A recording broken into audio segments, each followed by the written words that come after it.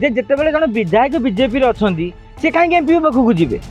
सी तो विधायक अच्छा तेमे जब भावुव मुझे बुझुली आज बुझी सेमती केमती हम दलर क्याडर नेता अच्छा तेणु प्रदीप पाणिग्राही जे गोटे बड़ निष्पत्ति नहीं बड़ निष्पत्ति माने कौन गोटे नेता दल छाड़देव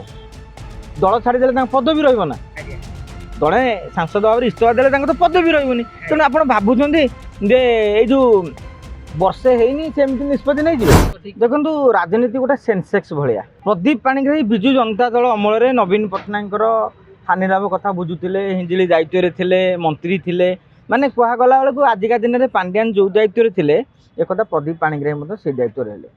तेणु आपड़ से दिन पावर को आज पावर को हिसाब करेंगे ताल निश्चित भाव में आपंकर कमी कि मु गोटे उदाहरण दूसरी गत 3 वर्ष तले प्रदीप पाणिग्राही कौन पावर थिला बीजेडी जड़े सस्पेंड नेता थिले तांको विरुद्ध रे मामला थिला सी जेल जाइथिले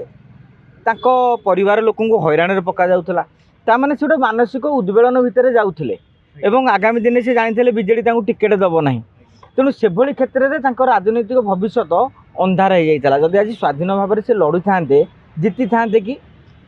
निश्चित भाव में ना आपण कहबे जदि गोपालपुर से एमएलए होते ताल हुए प्रदीप बाबू को दम निज दम रही था किंतु आज जो ब्रह्मपुर से सांसद होती निश्चित भाव में भारतीय जनता पार्टी पूर्वथर जो भृगु बक्सी पात्र भी लड़ते भल भोट पाई भारतीय जनता पार्टी भी गंजाम जिले में भल प्रदर्शन करपणकर ब्रह्मपुर नहीं आस्था ताने बीजेपी हावा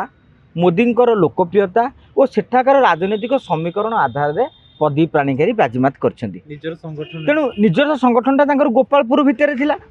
किंतु निजर संगठनटा तो ब्रह्मपुर चारिपट जाक रखी नथिले तेणु से बीजेपी जो आटलिस्ट सांसद होबार गौरव अर्जन कर देखिए भारतीय जनता पार्टी एथर 20 जन सांसद को संसद को पठाई से बैजयंत पंडा भली हेवीवेट नेता मंत्री पद मिलना तथागत जो आमर भर्तृहरि महात्मा भली नेता मंत्री पद मिलना आपड़ देखिए प्रताप चंद्र षडंगी माने आहरी जड़े बड़ नेता मिलना अपराजिता षडंगी कथा कहूँ संबित पात्र कथा कहूँ अनेक नेता अच्छा तेणु कौन पदवी मिली था एवं एमपी भाव में जितेबाला से एमएलए न थांते ये एकमात्र एमपी था निश्चित भाव में पाखे समझे हाजिरा पकाता गोपालपुर तुम विधायक थे एवं गोपालपुर विधायक जे मंत्री तेणु से भली क्षेत्र में आपड़ जदि माने जदि सी भावुवे मुझे तो भावुनी सी भावुवे बोली आम राजनीतिक दृष्टि चर्चा करुवा मुझे जाने प्रदीप पाणिग्राही तो कौन खराब ना आउ अलड़ा कौन ठेसा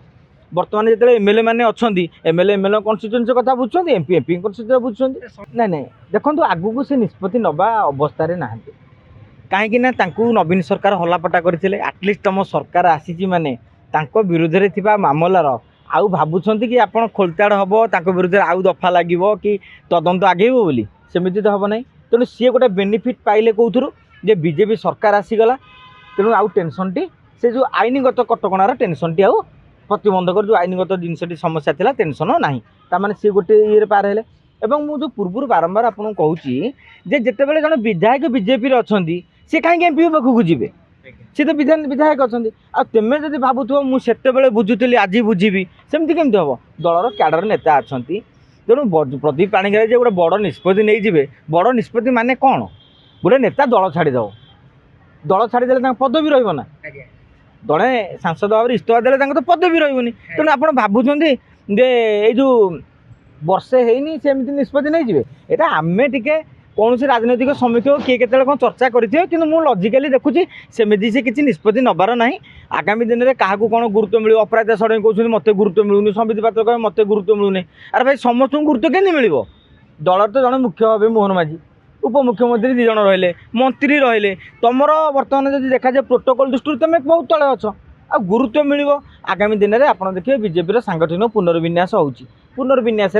कौन पदपदवी मिलूँ से नजर देखा जदि आपंक आम भिडी भल लगा तेब आम चैनल को लाइक शेयर और सब्सक्राइब करने को जमा भी भूलु नहीं।